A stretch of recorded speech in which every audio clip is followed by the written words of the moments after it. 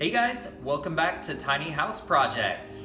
I still don't have a name for the tiny house, so please comment below and give me some suggestions. I'm still going through a list and trying to choose one because it's gonna stick forever.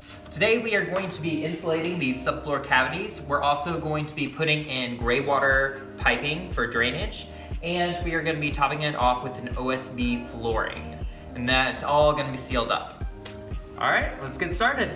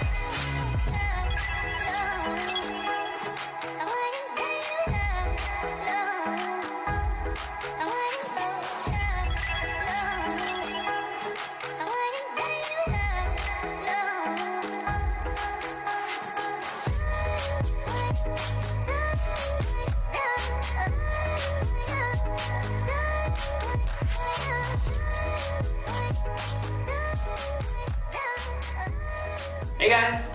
So, first part of step 2 of subfloor was to put more braces in the floor so that there would be pockets that the OSB floor will sink in. So just to give it a little bit more stability. Then I cut 2-inch holes throughout all where my piping is going to be.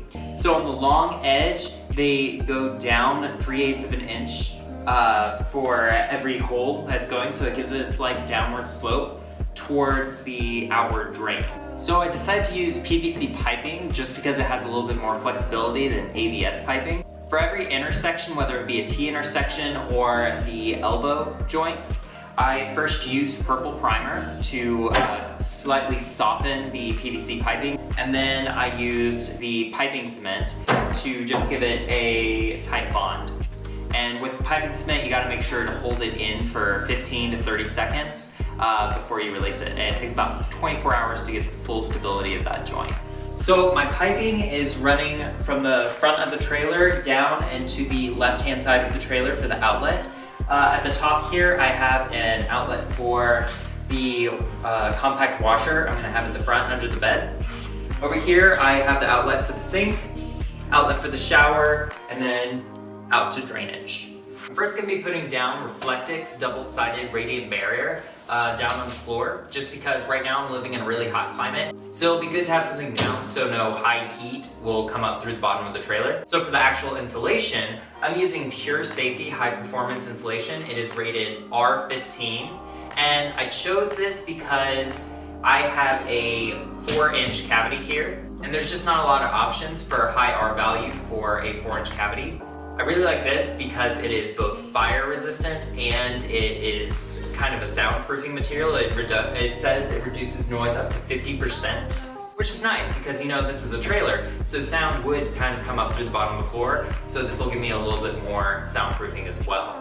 This added with the Reflectix should give me something around R18 for the subfloor. Lastly, I'm using Great Stuff, which is the foam gap filler. I'm going to be using this all around the edges after the Reflectix is down, and it's just going to make sure to seal all those nooks and crannies.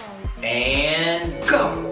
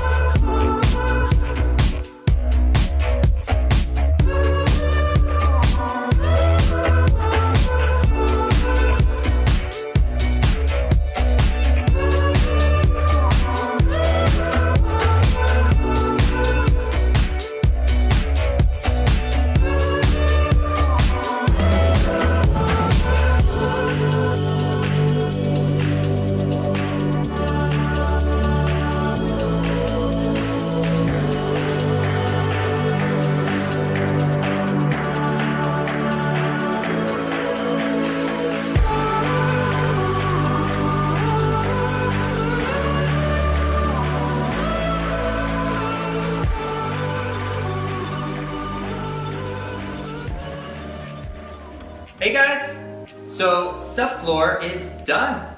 Save for a little bit of taping around the edges and a little few nooks and crannies to seal up, but overall it is good to go.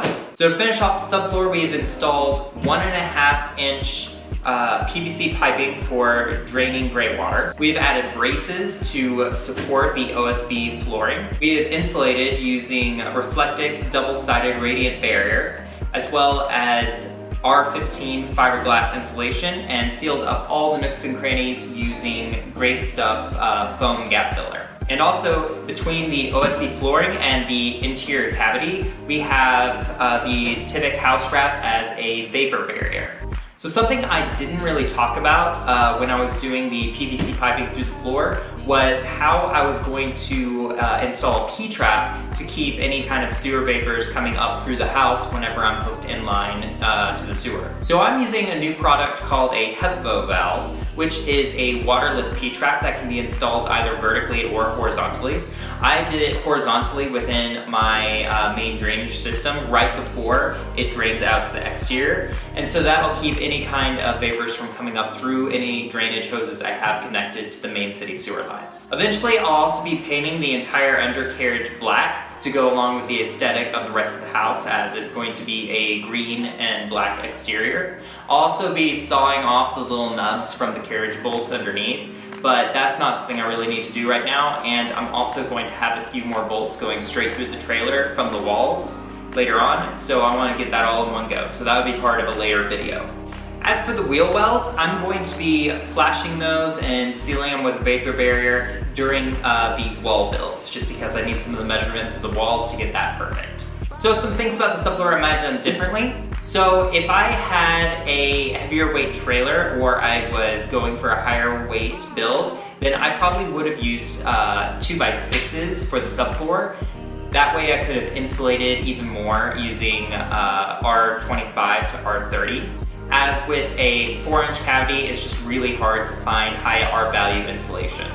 Also, I might have gone with slightly thicker flooring. I went with 3/8 OSB. I might have gone even up towards a 1/2 inch just to give it a sturdier feel, because some of these areas feel a little springy where there's an open cavity. But later on, I don't think that's going to be a problem, because I'm also having vinyl flooring go on top of this, and so I think it will be stable enough after that. Alright, so next phase of the project is going to be the walls. I'm going to be installing the walls later on during the summer, but I'm going to be building them, I'm going to be putting on the exterior sheathing, and I'm going to be putting the windows all here in the garage before I put them up. So that will be my next video. Keep a lookout for that. I'll also be making a blog post later on about the subfloor and getting very specific details on all the materials I bought, how I did my dimensions, and just all the little things you might want to know. So make sure to subscribe to my blog, boywithwanderlust.com. Also make sure to subscribe to my YouTube and Instagram channels to be able to keep up with all of my progress. That's a wrap.